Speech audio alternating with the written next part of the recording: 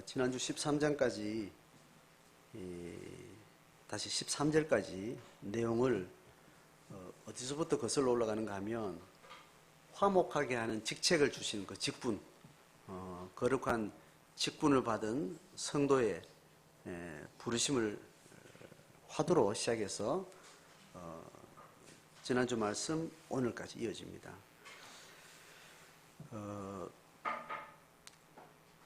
세상과 하나님 사이에 화목하게 하는 그 사명을 성도들이 가졌을 때 그건 두 화해가 불가능한 존재이죠.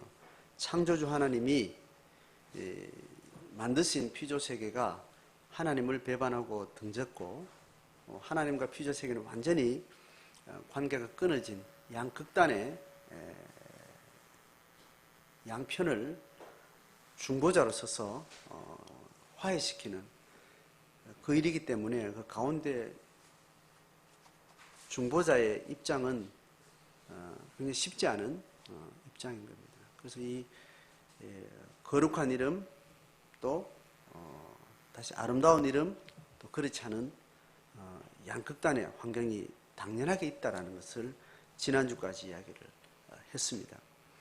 그 양면에 대한 극단적인 것들을 가지고 어느 한 군데에 협착해서 자기 정체성을 오해하거나 그렇게 관점을 좁게 가지면 우리가 정당한 중보의 자리에 서 있지 못하게 되는 거죠. 이제 그 두 가지를 이제 잘 넓은 마음으로 받아들이고 그 좌우에 치우치지 않는 중심을 잘 지키는 것이 화목해하는 직분의 자리다라는 이제 설명이었습니다. 자, 그러면서 오늘은 한 걸음 더 나갑니다.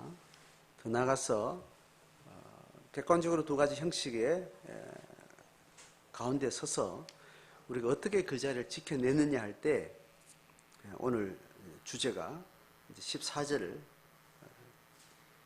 상반절 이야기입니다. 같이 읽습니다. 시작. 너희는 믿지 않는 자와 멍에를 함께 매지 말라. 자, 믿지 않는 자는 화목해하는 직분의 자리에 선 사람 입장에서 피아노 쪽에 있는 위치예요? 아니면 스크린 쪽의 위치예요? 창조주 하나님과 하나님을 등지고 하나님으로부터 버림받은 피조세계 전체에 화해할 수 없는 입장에 있는 두 영역에 화해케 하는 자로 우리가 부름을 받았다는 말입니다. 이 두 가지 극단적인 상황들은 우리 쪽에 당연한 것으로 받아들이는데, 자, 오늘 14절부터 들어오는 본문에서 너희는 믿지 않는 자와 멍에를 하지 말라라는 이 측면은 이 피아노 쪽에 있는 이쪽 영역과의 관계에 대한 면입니까? 아니면 스크린 쪽에 있는 이 영역과 관계에 대한 일이에요? 스크린 쪽과 관계되는 거죠. 세상과 관계되는 겁니다. 두 사이에 있는 것은 맞는데, 이 세상에 깊게 발을 딛고 세상에 발 딛고 현실에 서서 살아가는 건 맞지만 우리의 근원적인 소속은 하나님의 권속인 겁니다. 그래서 하나님의 권속으로 부름을 받아서 다시 세상과 관계 맺는 이 양쪽의 다리로서 역할을 하는 그 보내심으로 우리가 부름 받았기 때문에 두 가지 양면은 있는데, 오늘 이야기하는 주제는 그러나 이 세상과 믿지 않는 자와 세속과 함께하지 않는 구별을 이야기를 이제 하는 겁니다. 자, 그 이야기를 쭉 끌고 가는 17절을 한번 봅시다. 17절 시작. 그러므로 너희는 그들 중에서 나와서 따로 있고 부정한 것을 만지지 말라. 이를 영접하여. 자, 이 말도 14절 초두에 이야기하고 같은 언어의 반복이죠. 자, 그리고 오늘 단락의 마지막 결론에 해당하는 1절 하반절 같이 읽습니다. 거룩함부터 시작. 거룩함을 온전히 이루어 육과 영의 온갖 더러운 것에서 자신을 깨끗하게 하자. 자, 또 동어 반복이죠, 그죠? 그러니까 오늘 14절부터 1절 10절까지 내용을 메인 본문으로 봤을 때 두괄식입니까? 미괄식입니까? 양괄식입니까? 병렬식입니까?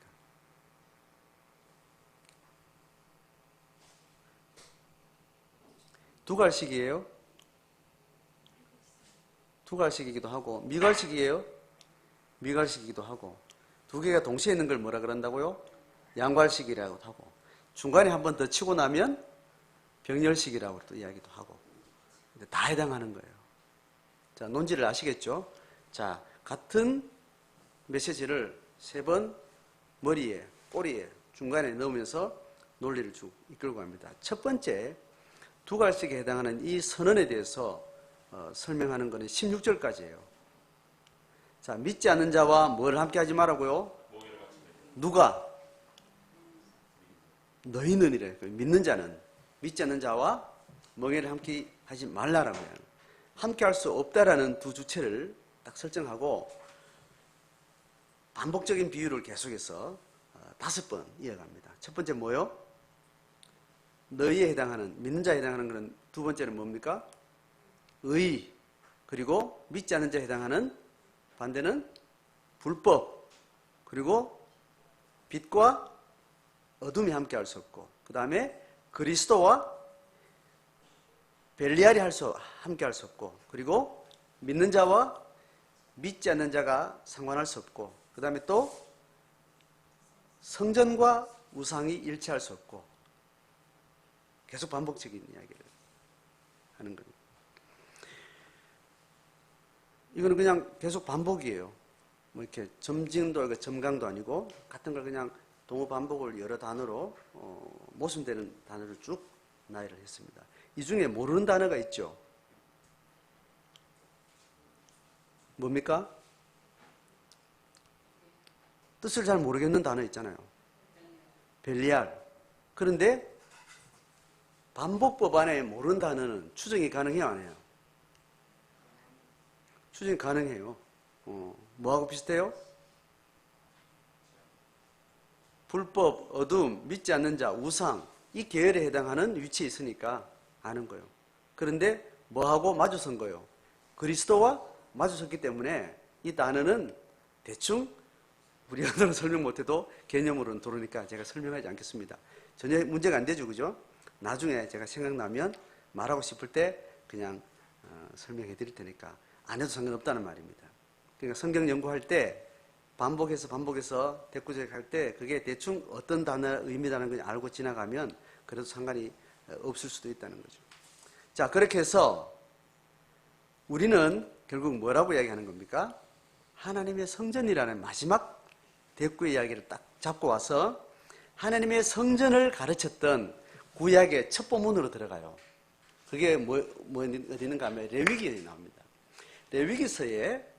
레위기서의 정결의 법을 쭉 나열하는 중에 성전 항목과 관계돼서 성전의 스피릿을 이야기해줘요. 성전의 형식은 어디에 기록되어 있나요? 출애굽기에. 치수가 어떻고 형태가 어떻고 방향이 동서남북이 어떻고 다 치열하게 아주 평면도를 아주 디테일하게 외적 형식은 정확하게 설명을 출애굽기서에 나오고 몇 번 나오죠. 그게 나오는데 레위기서는 법 정신을 설명하는 거예요. 법의 항목도 디테일하게 나오지만 항목이 디테일하게 할 필요가 없는 영역은 법 정신을 설명하는데 성전에서 뭘 하느냐를 이렇게 이야기해요. 성전에 왜 있느냐? 성전을 통해서 뭘 하려고 하는가? 이 이야기가 이제 레위기서 26장에 나와 있는데 그게 오늘 뭐라고요? 이와 같이 하나님께서 이르시되 라고 이제 레위기서 구약의 본문을 끌고 옵니다. 같이 읽습니다. 시작. 내가 그들 가운데 거하며 두루 행하여 나는 그들의 하나님이 되고 그들은 나의 백성이 되리라. 자, 이게 지금 두 문장으로 이렇게 나눠지면 전반에는 뭐요? 내가 그들 가운데 거하며 두루 행하여라는 말을 하는 거하고 또 한 문장 뭐요? 나는 그들의 하나님 되고 그들은 내 백성이 되리라. 자, 전자의 문장하고 뒤의 문장 중에 둘 중에 하나는 어디서 그 이전에 들어봤죠? 어디서 나온 말이에요? 나는 그들의 하나님 되고 그들은 나의 백성들의 이야기는 시내산에서 이스라엘 백성들하고 언약식을 할 때, 언약의 두 당사자가 언약을 관계 맺을 때, 당신은 돈을 빌려주는 사람을 뭐라 그러죠? 채권자라고 그러고, 빌린 사람은 채무자로 계약을 맺는 겁니다. 조건으로 돈을 얼마를 주게 되죠. 그 계약을 쓰는 것 아닙니까? 그러면 언제까지 나눠서 혹은 어떤 식으로 돈을 갚아야 된다라는 계약서를 쓰게 되잖아요. 그래서 두 계약자가 어떤 역할과 어떤 행위의 약속을 하게 되는 거죠. 언약식을 했던 하나님과 이스라엘 사이에 어떤 언약의 명제가 뭐냐면, 언약의 결론이 뭐냐. 하나님은 이스라엘 백성들의 공동체의 왕이 되고 신적 왕이 되는 거죠. 하나님이 되고, 그 다음에 이스라엘 백성은 하나님의 통치를 받는 백성들이 된다는 그 언약을 맺은 겁니다. 자, 그것을 이루기 위해서 성전을 이제 가르치는데, 성전에서 뭘 한다고 했어요? 상반절에 내가 그들 가운데 거한다 그랬습니다. 그죠? 언약을 맺고 난 다음에 이스라엘 공동체 안에 성막을 중심으로 진행할 때나 진영을 이룰 때나 그 백성들 가운데 거하고 하나님이 임재하고 임재 백성으로서 그들의 통치의 자리를 만드는 거예요. 그래서 거하며 행해서 하나님과 백성됨의 관계를 이제 이루어 가겠다는 그 이야기를 레위기서에서 설명을 하는 겁니다. 자, 그것을 가지고 와서 우리가 뭐와 뭘 같이 못한다고요? 하나님의 임재의 경험이 없는 세상과 본질적으로 함께하는 게 아니라는 거예요. 자, 그렇게 됐죠. 그래서 17절 결론을 이제 이어가는 겁니다. 보세요. 자, 앞에 있는 두 갈씩의 결론을 주고받고 같이 할 수 없다는 이야기가 마지막 성전을 끌고 와서 성전에서 뭘 하느냐 했을 때 언약 백성의 실제적 삶을 그렇게 성취하는 그 이야기를 하면서 중간 메시지를 주는 겁니다. 그러므로 같이 시작. 그러므로 너희는 그들 중에서 나와서 따로 있고 부정한 것을 만지지 말라는 겁니다. 이거는 뭐 때문에 그렇다는 거예요? 그들 가운데 거하시는 성전의 하나님의 임재, 그 성전이 그들 백성의 삶 가운데 깊이 임재에 왔을 때 그들의 행함이 하나님의 임재와 함께하는 행함이 되는 겁니다. 그래서 하나님이 그 가운데, 그들 가운데 거하며 두루 그들 가운데 행한다는 거예요. 행하게 되면 결론이 뭐가 돼요? 하나님이 통치가 되고 하나님 통치가 그들의 백성을 이루게 된다는 겁니다. 자, 그걸 구체적으로 어떤 행위로 그걸 나타내는가 하실 때는 17절에 그게 나오는 겁니다. 뭐라고요? 그들 중에서, 그들이 누구예요? 하나님의 임재를 경험하지 아니한 세상이 만드는 삶과 문화와 삶의 양식의 방식으로부터 어떻게 해요? 나와서 따로 있으라는 거예요. 공간적인 분리를 말하기도 하지만 뭐예요? 그들이 가지고 있는 하나님의 임재와 하나님의 임재의 운행이 없는 사람들이 만드는 삶의 양식, 삶의 방식, 가치관, 그들과 분리하라는 거예요. 그래서 그렇게 하나님 없이 살아가는 삶이 결국 뭐라고요? 뭐라고 말하는 거예요? 부정한 것이라고 해요. 그러니까 하나님 임재 자체는 정결을 담보해 주는 거예요. 죽은 존재에게 생명을 담보하고 정결하지 못한 존재에게 정결함을 확보해 주는 거죠. 그 임재를 경험하는 성전으로 인해 살아가는 그들의 백성이 하나님의 거룩함에 통치를 받는다는 것은 하나님의 정결함을 인해서 하나님 없는 자들의 부정결함, 부정함과 삶을 썩지 않는다는 거예요. 자, 그렇게 되면 17절 하반절에 내가 너희를 영접하여라는 말이 있죠. 그죠? 이거는 카이로 연결되어 있는데 그 카이는 헬라어 카이는 명령문에 대해서 조건이 되는 어떤 그런 식으로 해석이 됩니다. 부정한 것을 만지지 말라. 그리고 내가 너를 영접하여 이렇게 해석도 되는데 문맥에 따라서 결과로 이어집니다. 그럼 이거 어떻게 해석되는가 하면 그러면 그렇게 할 때 내가 너를 영접하겠다는 이렇게 해석이 돼요. 이해되죠? 그러니까 임재하고 있으면 임재가 그들의 또 다른 계약자의 당사자들은 임재의 결과로 그들이 거룩함을 유지해 줘야 되는 거예요. 하나님을 모셔놓고 하나님 대접을 안 하면 그는 무책임한 거죠. 뒷방에 있든지 안방에 있든지 늙은이를 모셔놨으면 아침 저녁으로 뭘 해야 돼요? 문안 인사를 해야 돼요. 한 인격이 존재하고 있으면 그 인격을 눈으로 봤을 때는 인격의 존재를 반응을 해줘야 되는 거예요. 그 반응을 안 하는 걸 뭐라 그래요? 뭐 취급한다? 예? 요새 말로. 옛날 말로 뒷방 늙은이 취급한다 이렇게 말해. 요새 말로 뭐라 그래요? 예? 요새 말이 있습니다. 없는 것처럼 취급하는 거. 그러니까 하나님의 임재를 예배로 경험하고 하나님을 있다고 찬양하고 하나님 앞에 뭔가를 반응을 하고 있는 예배의 백성이 당연히 해야 되는 것은 하나님의 거룩한 성분이 결여된 부정한 것들을 그들의 삶으로 끌어들이면 그분을 뒷방 늙은이 취급을 하는 거예요. 하나님을 경멸하는 것이 되는 거예요. 차라리 하나님의 임재가 없는 백성들이 막 사는 것보다 더 나쁜 놈이라고 이야기하는 거예요. 뒷방에 그래도 부모님을 모시고 있는 사람하고 뒷방에 부모님 모시지 않는 처음부터 뭐가 없는 사람? 부모도 모르는 놈. 그렇게 천대하는 말이 있잖아요. 그죠? 호로자식이라고. 그렇게 자란 사람이 뒷방에 늙은이도 모시지 않는 채로 막 살면 뒷방에 늙은이를 모셔놓고 막 사는 사람보다 더 나아요, 더 못해요?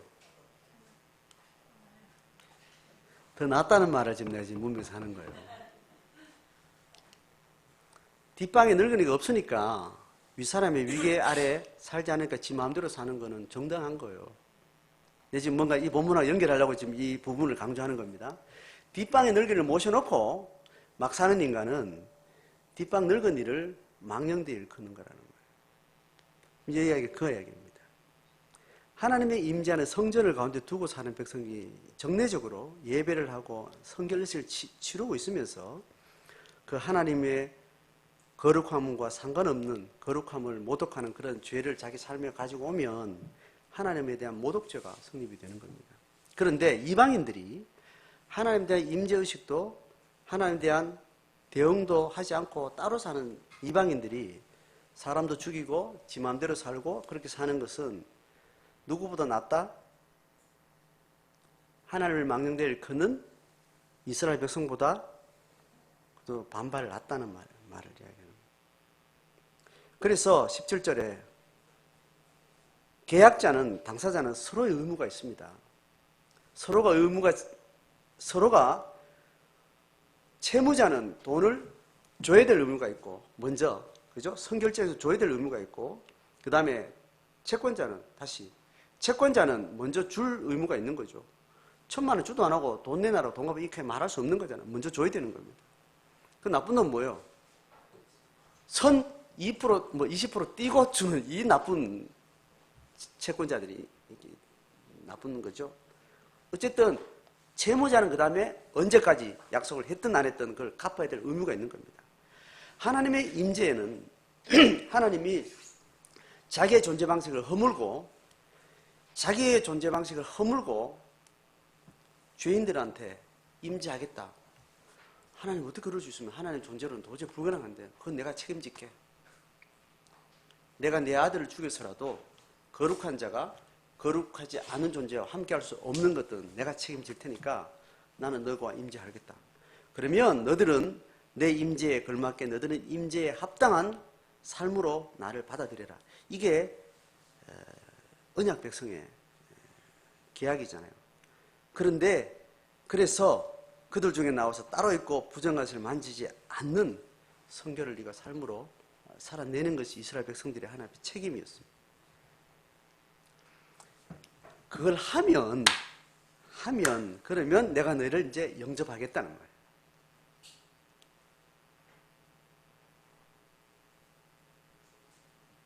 자, 18절 같이 읽습니다. 시작. 너희에게 아버지가 되고 너희는 내 자녀가 되리라. 신 주의 말씀입니다. 자, 여기는 하나님과 이스라엘 백성들의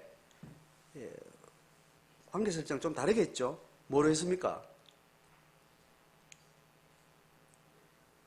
국가구조에서 통치자와 백성이라는 설명을 위해서 했는데 이제 이스라엘 백성들이 거룩한 삶을 채무자로서 감당을 하면 한 단계 더 깊은 하나님은 그들을 또 영접한다는 어떤 표현을 가지고 이제 가족 구성원에 이렇게 그림으로 설명을 합니다. 그래서 아버지가 되고 자녀가 되는 이제 이런 이제 그림으로 한 단계 발전하게 되는 그 그림으로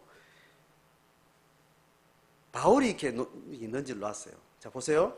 세 개는 다 따로 있는 거예요. 성전에서 내가 너희들을 두루 행하고 그러면 나는 그들이 하나님 되고 그들은 내 백성들의 이야기는 레위기서에 있는 성전 설명할 때 있는 이야기예요. 그리고 17절에 있는 그러므로 그들 중에서 나와서 따로 있고 부조한 것을 만지지 말라 이야기는 이사야서에서 나오는 본문을 바울이 가지고 온 거예요. 그리고 다시 그렇게 하면 영접해서 너에게 아버지가 되고 내 자녀가 되리라. 이 문장은 사무엘 하 본문에서 바울이 가지고 와서 이렇게 구성을 한 거예요. 이해가 되죠? 그러니까 이제 시대와 상황과 저자와 어떤 조건이 다른 상황에서 이스라엘 백성들과 하나님 사이에 있었던 많은 성경의 구약의 메시지 중에 이게 뚝뚝뚝 세 개를 따와가지고 전체적으로 성결과 거룩함에 대한 메시지를 이렇게 설정을 해서 설명을 바울이 구성한 거예요. 자, 이해되죠?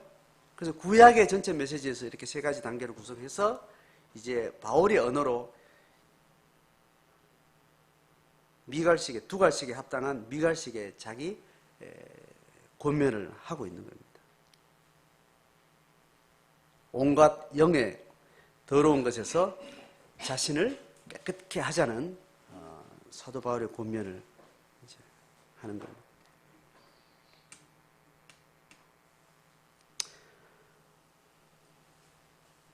자, 내용 분석했고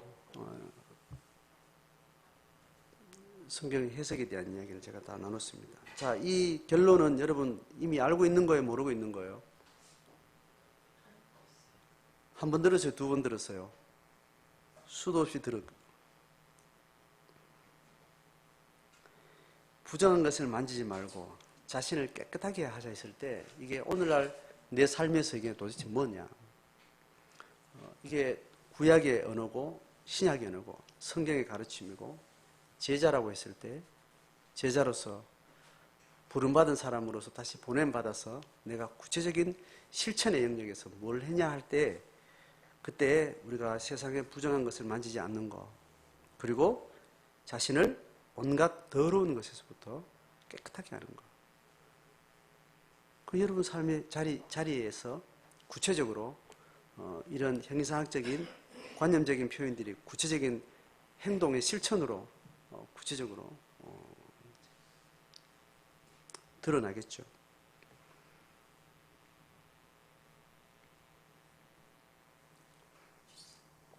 지금 이 시대에 우리가 부정한 것을 또 온갖 더러운 것을 어떤 가치관이나 어떤 삶의 방식을 우리가 잘 구별해야 되는데 말하자면 이런 것들이에요. 개인주의, 하나님의 거룩한 백성으로 살아가는 가치관을 신본주의 뭐 이렇게 이야기하죠, 그죠? 신을 근본으로 해서 살아가는 신본주의. 하나님을 근본으로 모든 가치체계 위에 가장 최고의 하나님의 뜻, 하나님의 성품, 하나님의 생명가치, 그것이 가장 높은 가치로 살아가는 것이 신본주의라고 이야기합니다. 그러니까 바울 서신에 하나님 외에 높아진 어떤 것들 다 말씀과 하나님의 존재 앞에 다 무릎 꿇어야 된다 이렇게 이야기하죠, 그죠? 다음 높아진 것을 다 쳐서 복종시켜서 하나님이 가장 최고의 존재, 하나님의 뜻이 가장 우선하는 가치의 존재로 다 그 밑에 무릎 꿇도록 이야기를 하는 겁니다. 이제 그렇게 할 때 그 밑에 언제든지 요즘 시대에 삶을 지향하는 여러 가치 체계, 가치관, 뭐 개념으로서든 삶의 방식으로든 그런 것들이 그것이 하나님 믿는 것보다 더 우선하게 되는 그런 일들이 있을 수 있는데 그것을 예를 들면 개인주의 이렇게 되는 겁니다. 개인주의. 개인주의는 개인이 우선한다는 말이죠. 개인주의에 맞서는 신본주의의 개념은 뭘까요?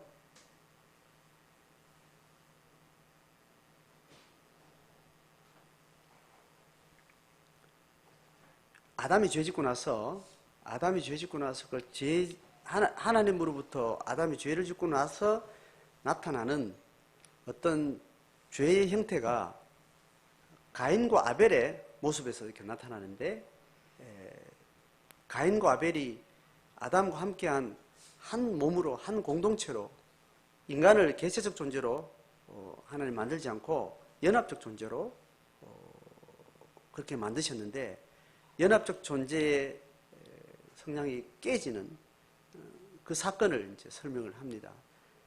그래서 내가 아우를 지키는 자입니까? 아우는 아우고 나는 나고 아우의 예배가 하나 앞에 연락됨이 내한테는 기쁨이 안 되고 시기와 불안과 질투가 되는 이런 개체주의, 개인주의 형태로 나타나게 되는 거죠. 그러니까 하나님보다 신본주의보다 더 높아지는 것은 신본주의는 공동체주의예요. 연합적인 가치예요.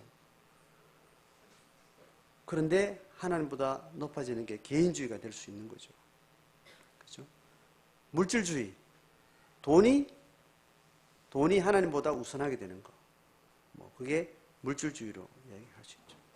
학벌이 하나님 믿는 것보다 더 우선되는 방식이 될 때 뭐라 그래요? 학벌주의 이렇게 되는 겁니다. 그래서 신본주의에 반대되는 딱 단어는 인본주의 이렇게 말할 수 있고 인본주의 안에는 개인주의, 물질주의, 학벌주의, 부동산주의 다양한 뭐를 강조하냐에 따라서 그거를 주의라는 말은 주인주자의 뜻이잖아요. 그게 내 삶의 모든 가치, 모든 주인됨이다. 이렇게 설정하는 이제 용어가 되는 겁니다. 그리고 인본주의 안에는 가장 무서운 인본주의의 가장 무서운 죄의 형태는 집단 개인주의예요. 집단 개인주의. 한 개인이 개인주의로 상대방을 공격하면 몇 명을 죽일 수 있어요? 평균적으로 한 명 죽일 수 있어요. 두 명이 집단 이기주의를 가지게 되면 몇 명을 죽일 수 있어요? 둘이 힘을 가지고 있으니까 둘이를 죽일 수 있는 힘이 생기는 거예요. 한 가족이 집단 이기주의를 결정해서 그 가족 단위 이상을 다 적대화하면 며칠 죽일 수 있어요? 한 가정을 죽일 수 있습니다. 한 마을이 집단 이기주의에 딱 결합돼서 그 마을 단위 이상의 다른 모든 타자를 적대화하면 며칠 죽일 수 있어요? 한 마을을 죽일 수 있는 거예요. 한 국가 단위의 집단 이기주의로 뭉치면 그 자기 집단 외의 모든 것을 적대화하면 며칠 죽일 수 있어요? 한 국가를 산술적으로 그런 겁니다. 그러니까 가장 거짓을 입은 양의 탈을 쓴 이리의 방식으로 우리에게 다가온 천사의 옷을 입고 다가온 사랑이라는 것은 집단 이기주의예요. 그죠?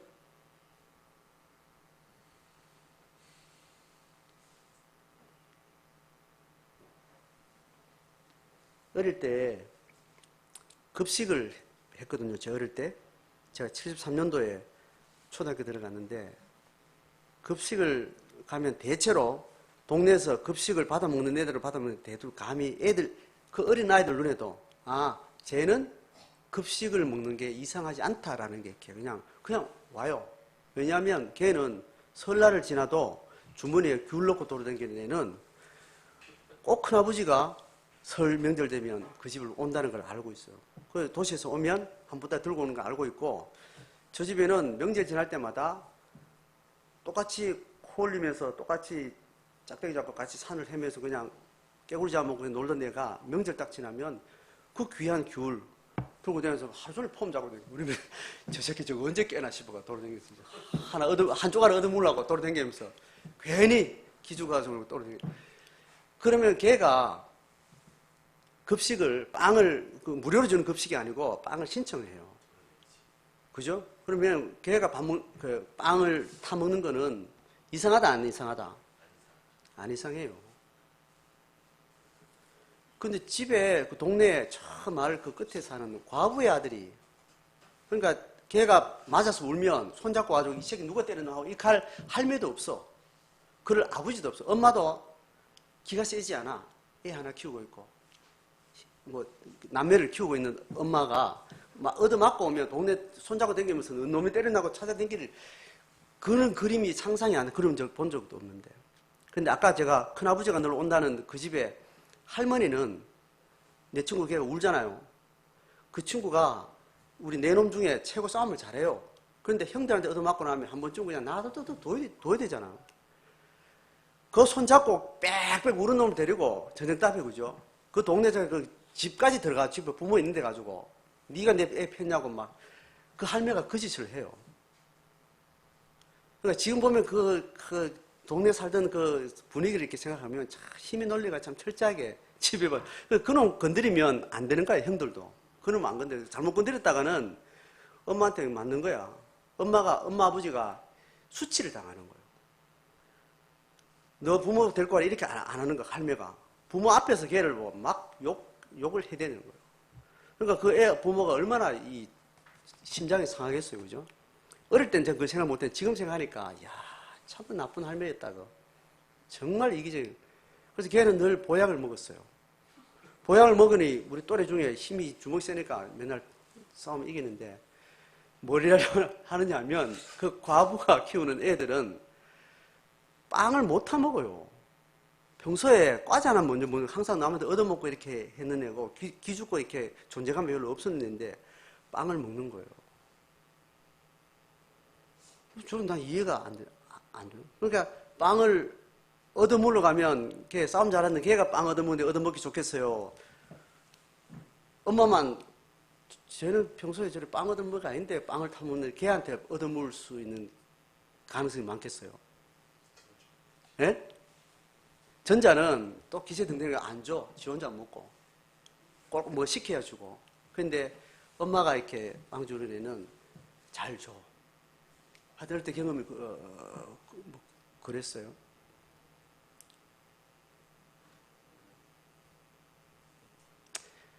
자기 자식이 아빠 없이 크니까 어쨌든 서럽게 하지 않으려고 과하게 없는 돈을 내가지고 학교에서 빵을 먹게 하고 그거를 쟤는 이제 우리 어머니들이 이야기하는 이야기를 슬쩍 들으면서 그래서 사주는가 보다 그 생각을 했어요. 그때 이해를 했어요. 이해가 안 됐거든요. 쟤는 빵 먹을 애가 아닌데 빵을 먹더라는 거죠. 약간 어색한데 혼자 먹고. 근데 아버지가 없어가지고 엄마가 일부러 빵을 더 사준다 이런 말을 하니까 그럴 수 있구나 그런 생각을 했어요.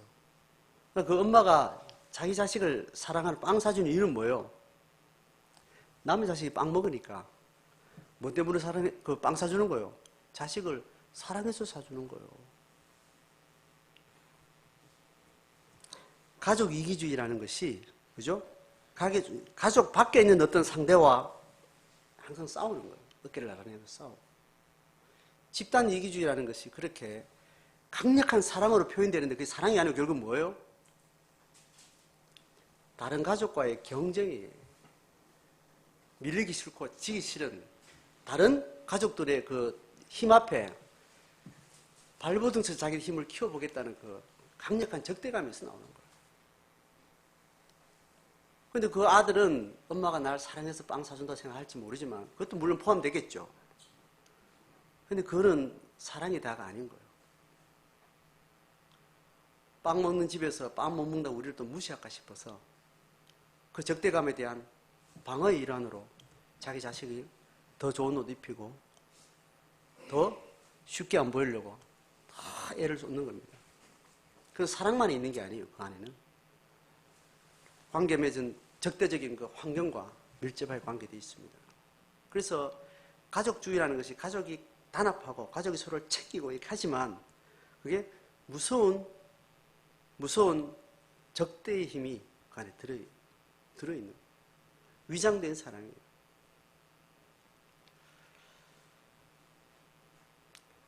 국가에 대한 사랑도 동일합니다.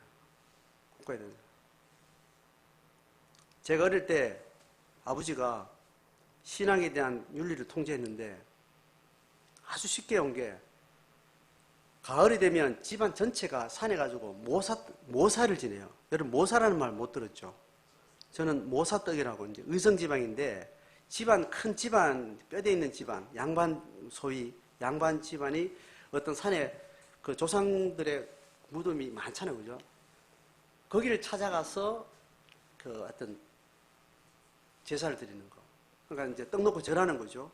그걸 모사라고 하는데, 모사라는 말을 어릴 때 그 의석에서 클 때, 그때만 듣고 그다음 못 들었는데, 그걸 하니까 바로 위에 조상 말고 윗대 이런 조상들 무덤이 이제 존재하는 거기 가서 이제 제사를 드리는데, 모사 지낸다 하면 이제 모사 지내는 옷 입은 사람들이 산으로만 기어 올라가면 아이들이 책보따리를 다 이제 집에 놓거나 어디다가 모아요. 책을 밥보자기로 책을 둘러서 메고 다니잖아요. 그래 메고 책을 애들 가서 모은다고. 모으면 이제 이걸 이제 사각 보자기를 허리에 차면 이제 이렇게 받을 준비해가지고 애들이 이제 또 떼거리를 올라가요. 올라가면 제사 다 지내고 나면 줄을 쭉 서서 물고 앉았으면 이렇게 큰 이제 통에 이제 떡을 가지고 떡을 전화가면서 안에 툭툭툭툭 넣고 이렇게 배급하듯 이렇게 뭐 앉아가지고 찌짐도 없고 뭐 고기 덩어리도 없고 뭐 이렇게 떡도 얻어가지고 그걸 이렇게 얻어오는 거예요. 우리 아버지가 이제 작은 마을에 이제 전도사였잖아요. 신약을 늦게 된 전도사였는데 모사떡 얻어오면 안 된다고 우상에게 절했다는 걸로 못 얻어오게 하더라고요. 그래서 이제 제사떡을 먹으면 안 된다. 그렇게 알았는데 그날 또 어쨌든 동네 친구들 가다 보니까 하여튼 떡을 받아왔는데 상당히 많이 받아와요. 근데 저녁에 기운차게 받아서 엄마한테 살짝 이렇게 좀 나중에 엄마는 받아왔냐 한데 아버지한테 들키면 안 되는 뭐 이런 눈치는 말로 했는지 하여튼 그런 분위기가 있었어요. 그러니까 엄마한테는 이게 특히 오케이가 되는데 아버지는 안 된다 이렇게 했는데 그래서 음을 드렸는데 그 다음날 화장실에 가니까 화장실에 이렇게 구더기가 왔다 이렇게 하는 그 화장실 이렇게 통식관에 이렇게 밑에 보니까 그 맛있는 떡이 있는 거예요. 그래서 가져와 봤자 이건 안 되는구나. 다 먹고 처리하고 와야 되는가 보다. 뭐 그래서 이제 어릴 땐 그 기억이 강렬해요. 또 한 가지는 뭐냐면 초등학교를 딱 갔는데 그때는 아침이든지 점심이든지 동해물 가면 온 운동장 애들이 차례대가 이걸 하잖아요. 그죠? 가슴에 손 얹고 국기에 대한 경례를 하지 않는다는. 여러분 이렇게 들어본 적 있어요? 안 들어보셨구나. 의성에 우리 아버지 때에 의성에 부흥운동이 일어났는데 특히 의성의 부흥운동. 지금 현직에 저보다 나이 한 10살이나 20살 이상 되는 목회자들이 의성 출신이 많아요. 저희 부모님도 의성에서 청년기를 보내면서 의성에 부흥운동이 일어나서 의성에 굉장히 많은 목회자들이 이렇게 나왔어요. 그러니까 대구 경북에 지금 우리 교단의 교권이 거기에 굉장히 강력한 이유가 대구를 뭐라고요? 대한민국의 예루살렘이라 이런 말도 안 되는 요즘 같은 가장 타락한 도시인데 하여튼 그때 부흥이 있어서 의성지방이 특히 그랬다는 거. 그리고 대구 근교에 그때 이제 이성 같은 목회들 많이 나왔는데, 하여튼 그런 맥락과 저는 이렇게 연결이 돼요. 그래서 이걸 하지 않도록, 그래서 이렇게 다 이걸 하잖아요. 저는 눈치 보고 이렇게 하는 거, 사람 뒤에 이렇게 서가지고 이렇게 있고, 이렇게, 혹은 이렇게 하면 저희 누나가 이렇게 3살 차이인데 내보고 손잡고 이렇게 내린 기억이 나요. 그거는 지금 이렇게 생각해보면 그게 신사참배와 연관이 있어요. 신사참배. 그때 이런 민족의식이나 이게 대한 문제의식이 별로 없을 건데, 신사참배를 했던 것이 천황에 대한, 국가에 대한 충성을 강요했지요. 그죠? 그게 이제 일본의 지배하고 관계된 반감도 있긴 하지만, 국가의 통치자한테 충성을 맹세하는 것은 다른 것이 아니다. 이렇게 해서 일단 해방되고 난 다음에 기독교계 안에 신사참배 안 하고 번원받고 순교당한 그런 신앙의 영웅들에 대해서 막 이렇게 찬사를 하는 데 있어서 모든 교단이 거기에 대해서 다들 인정을 해요. 그런데 특정한 교단은 목숨 걸고 신사참배 안 하기로 결정하고 했던 교단이 있어요. 근데 다수의 교단은 그냥 이것은 국민 의례다, 국가 예식이다 이렇게 생각하고 그냥 공적 예식을 생각하고 신사참배 다 했어요. 그거에 대해서 그거를 지켰던 교단은 프라이드가 대단하죠. 그렇게 했는데 해방이 되고 난 다음에 또 다시 기독교 대부분은 변절을 하는 겁니다. 그렇게 신사참배 안 하고 고난받은 사람들이 신앙의 영웅이다 이렇게 말을 하면서 그거를 공공연하게 인정하고 그렇게 공적인 선언을 했던 교단들은 거기다 회개를 하지 않는 거예요. 회개하지 않고 구렁이 담담하게 쓱 빠지면서 그냥 그렇게 했던 사람을 찬양하고 하는 거에서 그냥 동조를 이렇게 하는 방식으로 한 거죠. 국가주의라는 거예요, 국가주의. 집단 이기주의의 가장 강력하고 큰 형태가 국가가 자기 민족을 혹은 국가의 이익을 가운데 두고 결집하는 그 힘이 공동체성 또 어떤 공동체에 대한 사랑 이런 걸로 많이 희화를 합니다. 그런데 그것이 하나님의 피조 세계 전체를 아우르는 집단 공동체성이 아닐 때 반드시 그 집단 외의 대상을 다 대상화시키기 때문에 그 충성의 힘만큼 적대적인 힘이 발산이 됩니다. 자, 이것이 하나님 나라를 이야기할 때, 하나님 나라를 때 국가주의, 민족주의가 가지고 있는 굉장히 무서움이에요. 인류가 만들어 놓은 모든 무서운 죄는 이런 가장 강력한 폭력의 구조를 가지고 많은 사람을 어렵게 한 거죠. 자, 이런 것들이 하나님보다 높아진 가치, 하나님이 요구하시는 모든 피조물은 나로부터 나왔고 모두 하나다. 다 나의 친백성이다라는 이 선언 앞에 모든 인간이 만들어 놓은 부분적인 집단들은 다 상대화되는 거예요. 이런 가치로부터 우리는 분리되어야 되고 이런 가치로부터 우리 깨끗하게 해야 됩니다. 기독교 세계관을 우리가 공부해야 되는 이유는 우리가 어떤 정리된 언어로 설명하고 있지 않지만 그 언어를 말할 수밖에 없는 큰 사상적 가치관의 체계가 우리의 무의식 속에 자연스럽게 들어와 있기 때문에 인간의 죄, 인간의 욕망, 인간의 죄성은 아주 교묘하게 의식과 무의식 속에 그렇게 자리를 하고 있는 거죠. 그래서 사단은 인간의 지성을 속이고 감성을 속이고 세계관을 속이면서 사단이 하고 싶은 것들을 인간에게 충동질하면서 그렇게 하게 하는 거죠. 자, 오늘 결론을 맺습니다. 믿지 않는 자와 盟을 같이 하지 말라라는 말은 우리가 총체적인 하나님 나라의 큰 스케일의 관점으로 잘 분별하지 않으면 집단 이기주의처럼 양의 탈을 쓴 이리를 우리 집안에 끌어들이고 우리 안에 가지게 되는, 그래서 나도 힘들게 되고 모든 사람 힘들게 되는 그런 일들이 생깁니다. 아이를 키울 때 자꾸 경쟁하는 방식으로 아이를 키우는 것이 당장 애가 뭔가를 성취하고 뭔가를 열심히 하고 뭔가 만들어내는 것 같지만 경쟁의식만큼 그 아이 삶에 무서운 독을 주입하는 게 없습니다. 경쟁의식이. 경쟁의식이 죽을 때까지 승자로만 끝까지 가면 아무 문제 없어요. 항상 승자면 됩니까? 굽이굽이 혹은 많은 부분에 패자의 삶을 살게 돼요. 그럴 때 그 인생이 자기 스스로를 죽이는 그 독이라는 것은 아주 무서운 겁니다.